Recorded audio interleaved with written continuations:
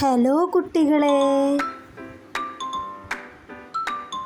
നമ്മൾ ഇന്ന് പഠിക്കാൻ പോകുന്നത് ഇംഗ്ലീഷാണ്. ഇംഗ്ലീഷിൽ നമ്മൾ ലെറ്റേഴ്സ് എങ്ങനെ എഴുതുക അത് നമ്മൾ പഠിക്കുന്നതിന് മുൻപ് കുറച്ച് ലൈൻസ് നമ്മൾ പഠിക്കേണ്ടതുണ്ട്. നമുക്ക് നോക്കാം.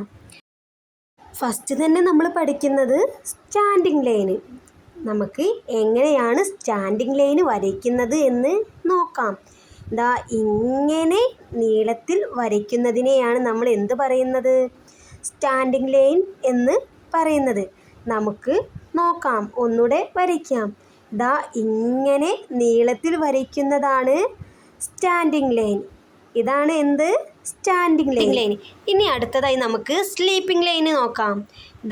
ഇതാണ് സ്ലീപ്പിംഗ് ലൈൻ. എല്ലാവരും ഒന്ന് വരച്ചേ. ഇതുപോലെ വരയ്ക്കുന്നതാണ് സ്ലീപ്പിംഗ് ലൈൻ. നമുക്ക് വീണ്ടും നോക്കാം. ഇതാണ് sleeping line.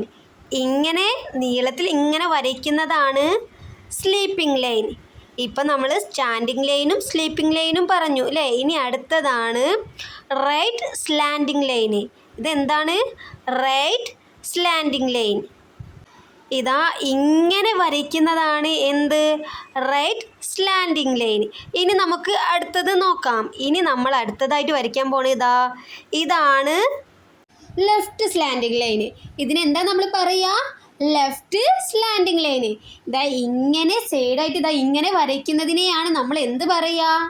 Left slanting line. നേരത്തെ നമ്മൾ റൈറ്റ് പറഞ്ഞു, ഇപ്പം നമ്മൾ ലെഫ്റ്റ് സ്ലാൻഡിംഗ് ലൈന് പറഞ്ഞു. ഇനി അടുത്തതായിട്ട് പറയാൻ പോകുന്നത് നമ്മൾ കേവ് ആണ്. രണ്ട് കേവ് ഉണ്ട്. ഒന്ന് റൈറ്റ് കേവും ഇതുപോലെ ലെഫ്റ്റ് കേവും. നമുക്ക് നോക്കാം.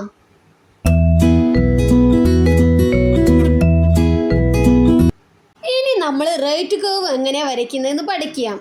അപ്പം കുട്ടികളെ ഇതുപോലെയാണ് റൈറ്റ് കേവ് വരയ്ക്കുന്നത്. നോക്കി ഒന്നും കൂടി നമുക്ക് നോക്കാം. ഇതുപോലെയാണ് നമ്മൾ എന്ത് വരയ്ക്കുന്നത്? റൈറ്റ് കേവ് വരയ്ക്കുന്നത്. അപ്പോൾ എല്ലാവർക്കും മനസ്സിലായല്ലോ എങ്ങനെയാണ് റൈറ്റ് കേവ് വരയ്ക്കുന്നത്. ഇതുപോലെയാണ് റൈറ്റ് കേവ് വരയ്ക്കുന്നത്. ഇനി നമുക്ക് ലെഫ്റ്റ് കേവ് വരച്ചാലോ? ഇങ്ങനെ നമ്മൾ റൈറ്റ് കേവ് വരച്ചതിൻ്റെ നേരെ ഓപ്പോസിറ്റ് ഇങ്ങനെയാണ് നമ്മൾ എന്ത് വരയ്ക്കുന്നത്? ലെഫ്റ്റ് കേവ് നമ്മൾ വരയ്ക്കുന്നത്. കുട്ടികളെ ഒന്നും കൂടി നോക്കൂ. ഇതാണ് എന്ത്? Left curve. ഇപ്പം എല്ലാവർക്കും മനസ്സിലായോ? അപ്പം നമ്മൾ റൈറ്റ് കേവും പഠിച്ചു, ലെഫ്റ്റ് കേവും പഠിച്ചു. ഇനി അടുത്തതായിട്ട് നമ്മൾ പഠിക്കാൻ പോകുന്നതാണ് അപ്വേർഡ് കേവും ഡൗൺവേർഡ് കേവും. നമുക്ക് ഇത് എങ്ങനെയാണ് വരയ്ക്കുന്നതെന്ന് പഠിച്ചാലോ? അപ്വേർഡ് കേവ് നമ്മൾ വരയ്ക്കാൻ പോകുകയാണ് കേട്ടോ. ഇതുപോലെ ഇതിനെയാണ് നമ്മൾ എന്ത് പറയുന്നത്? അപ്വേർഡ് കേവ് എന്ന് പറയുന്നത്. നമുക്ക് ഒന്നുകൂടെ നോക്കാം. ഇതാണ് അപ്വേർഡ് കേവ് എന്ന് പറയുന്നത്. കുട്ടികളെ നിങ്ങൾക്ക് മനസ്സിലായോ? ഇതുപോലെ വരയ്ക്കുന്നതാണ് അപ്വേർഡ് കേവ്. ഇനി നമുക്ക് ഡൗൺവേർഡ് കേവ് എങ്ങനെ വരയ്ക്കുന്നത് നോക്കാം. അതിന് നേരെ ഓപ്പോസിറ്റായിട്ട് ഇങ്ങനെ വരയ്ക്കുന്നതാണ് എന്ത്? Downward cave. ഇതെന്താണ്? Downward cave. നമുക്കൊന്നുകൂടെ നോക്കാം. ഇതുപോലെ നമ്മൾ വരയ്ക്കുന്നതിനെയാണ് നമ്മൾ ഡൗൺവേർഡ് കേവ് എന്ന് നമ്മൾ പറയുന്നത്. അപ്പം നമ്മൾ എന്താണ്? അപ്വേർഡ് കേവും പഠിച്ചു, ഡൗൺവേർഡ് കേവും നമ്മൾ പഠിച്ചു. അപ്പോൾ ഇന്ന് നമ്മൾ എന്തൊക്കെ പഠിച്ച്? ഫസ്റ്റ് നമ്മൾ സ്റ്റാൻഡിംഗ് ലൈന് പഠിച്ചല്ലേ? ഇതുപോലെ വരയ്ക്കുന്നതാണ് എന്ത്? Standing line. അപ്പോൾ നമ്മൾ ഫസ്റ്റ് എന്താ പഠിച്ചത്? Standing line. ഇതെന്താ?